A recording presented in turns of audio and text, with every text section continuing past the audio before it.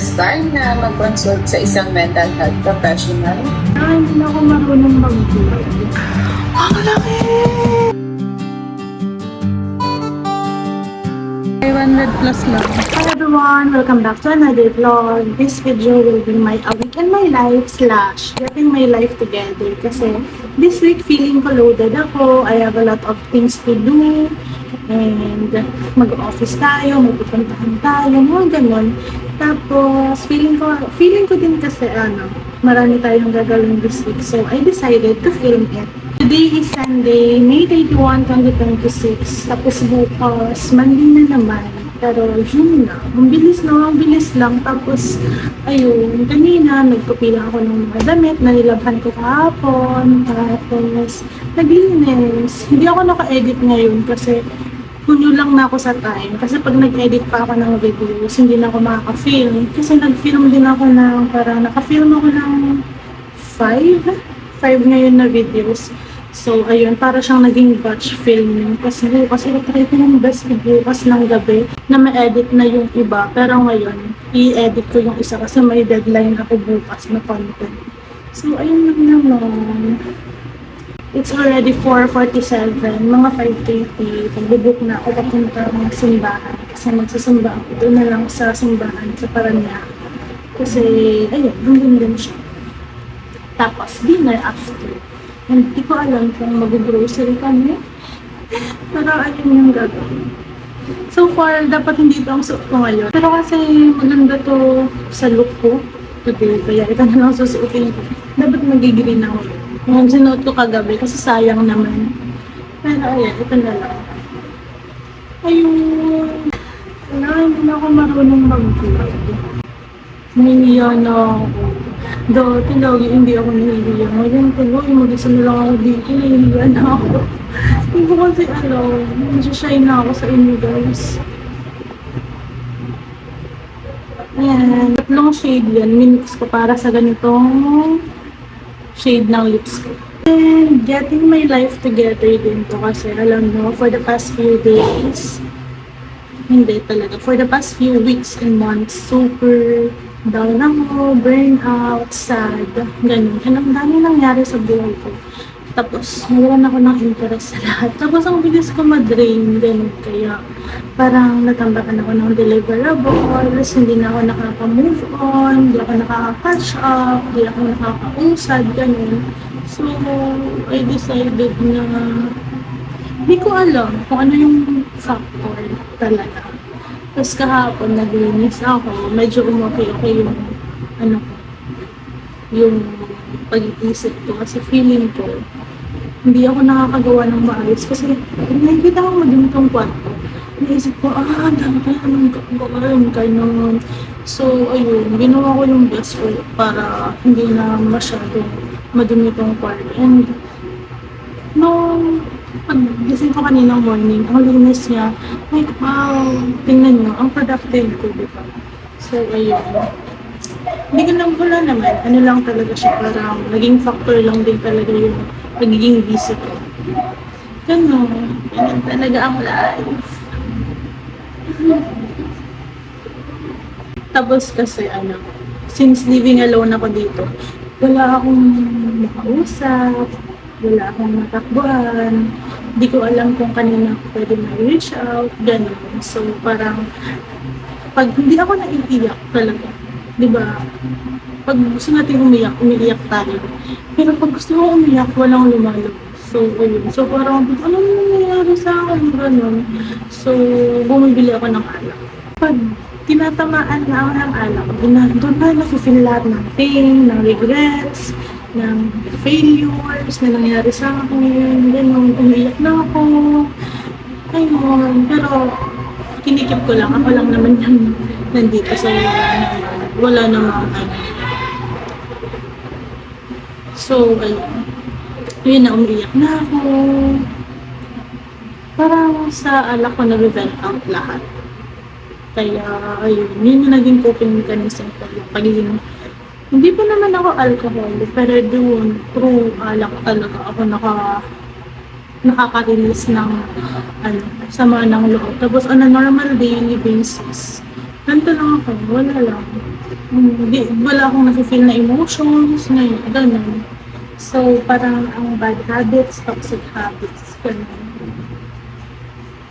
Kaya, I really hope na maging better na ako kasi this following months, magiging busy na naman ako. Kaya, let's do it. Let's do it. So messy. Yes, March pa din.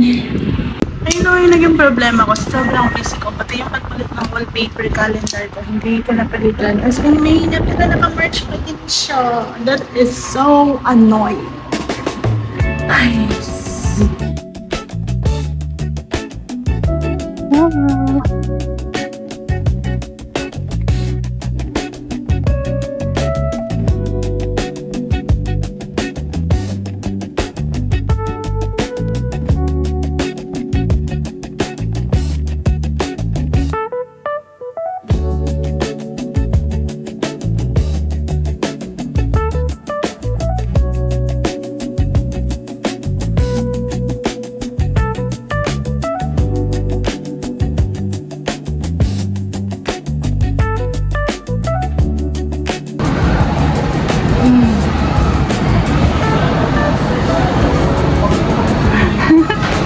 ganda. Gusto ko nito.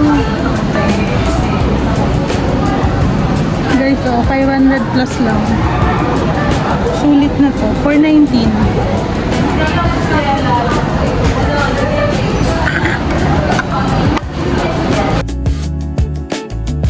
Yehey! Akin yan lahat. Yung dalawa. Akin yan lahat.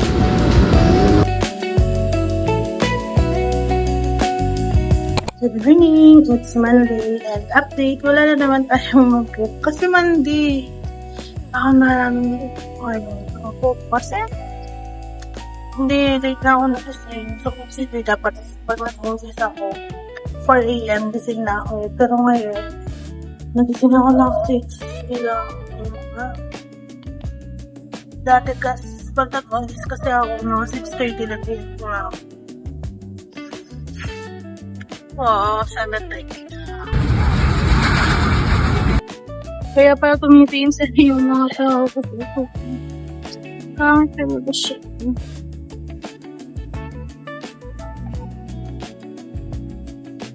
Saan ka lang, Albert?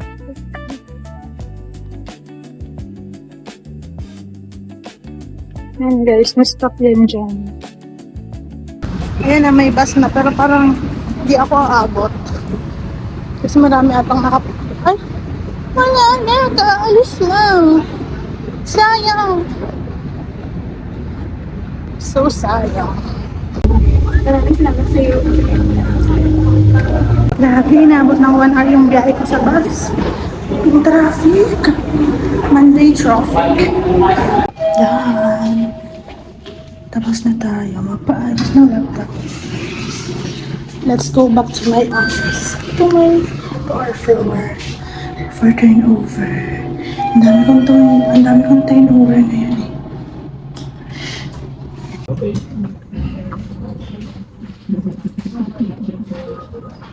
Okay, green. Lunch time!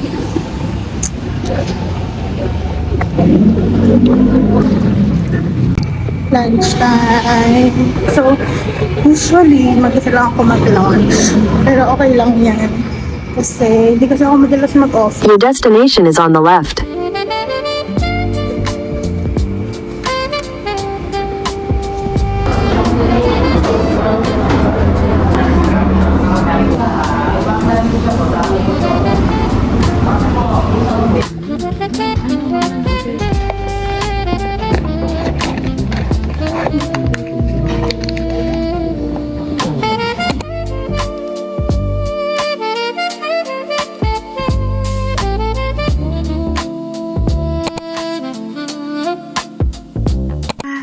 It's 9:50 p.m. and kakatapos ko pa lang mag-work. So, this is my first OT after busy season.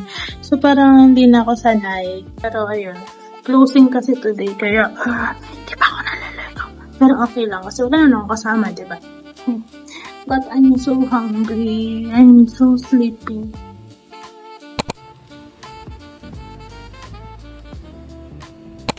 Office. We're going to office again. This time, it's better. Kasi may nabot na agad tayo.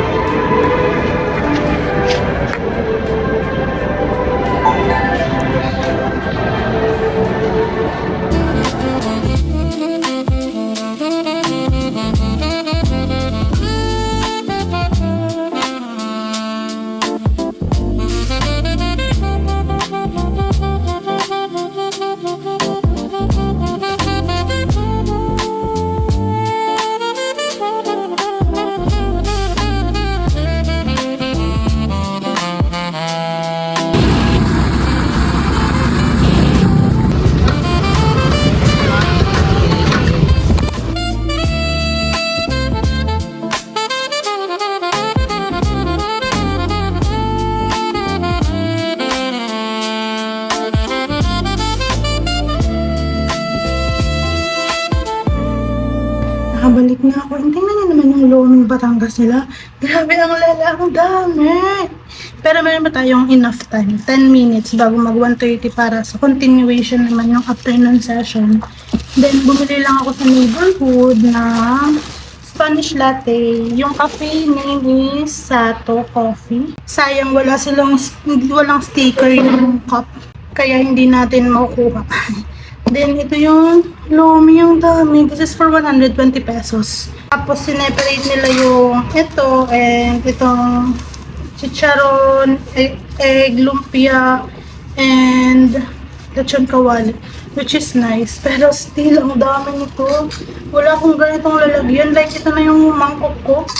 Overflow, pero kaya yan. Pagkakasyahin natin yan. Then, while waiting, I will eat na muna. Okay, bye. See you later. Mga 5:30. Bye! Overload talaga siya, guys. And hindi ko na nasama yung iba para maya meron pa akong isasama dun sa konti. So, ayun. Tapos na ako mag-present. And napansin ko, ito kasi Spanish latte ito. Pero, amoy siyang Biscoff. Feeling ko kasi nilagyan nila ng Biscoff powder. Tapos lasa na siyang Biscoff. Hindi na siya lasang Spanish latte. So, combination siya ng Spanish latte and Biscoff. Ganun yung na lalasahan ko dito. So, ayan. Spanish latte Biscoff.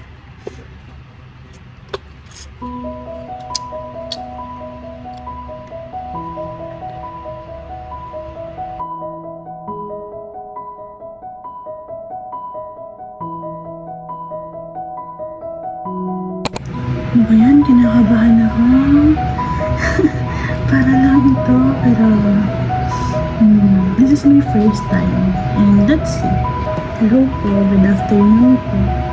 Rosalina, is this your first time na mag-consult sa isang mental health professional?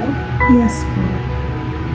These past few months, parang mas lumalabas na siya if umiinom po ganun. Pero pag hindi po naka-influence ng alcohol, wala po akong nafe-feel. Nung hindi po ako nakapasa, hindi ko po alam yung nafe-feel ko. The entire week po nung wala po akong nararamdaman. Si Cry. At least,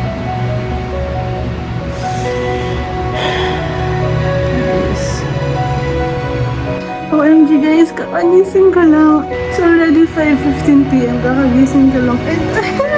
May nakuha